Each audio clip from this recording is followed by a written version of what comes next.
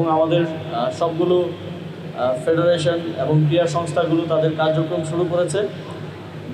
গতকালকেও আমরা সুইমিং ফেডারেশনের একটা ট্যালেন্ট হান্ট প্রতিযোগিতায় অংশগ্রহণ করলাম। আজকে কারাতে ফেডারেশন ক্রীড়াক্ষেত্র আবার পুনরুজ্জীবিত হচ্ছে, এটা দেখে স্বস্তি আসে। কারণ স্পোর্টস আমাদেরকে তরুণ প্রজন্মকে বিশেষ করে মাদকসহ আরও যত সোসাইটির খারাপ প্র্যাকটিসগুলো আছে সেগুলো থেকে দূরে রাখে এবং একটা সুন্দর জীবন গড়তে সহায়তা করে।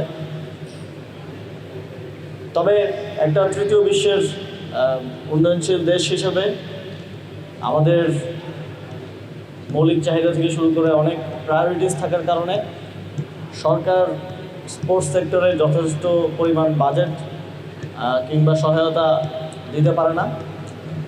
তবে আমরা চেষ্টা করছি যে স্পোর্টস সেক্টরের জন্য সরকারের থেকে আরও বেশি বেশি বাজেট নেওয়ার এবং সেগুলো আপনাদেরকে দেওয়ার, ফেডারেশনগুলোকে দেওয়ার, যাতে করে আমরা স্পোর্টসকে প্রমোট করতে পারি। এবং এর বাইরেও আহ্বান থাকবে আমাদের কর্পোরেশনস, বিজনেসম্যান যারা আছেন, আপনারা স্পোর্টসে ইনভেস্ট করুন, স্পোর্টসকে প্রমোট করুন। আলটিমেটলি বাংলাদেশের তরুণ প্রজন্ম যদি সুন্দরভাবে গড়ে উঠতে পারে তাহলে আমরা ভবিষ্যতে একটি সুন্দর বাংলাদেশ পাওয়ার আকাঙ্ক্ষা রাখতে পারি।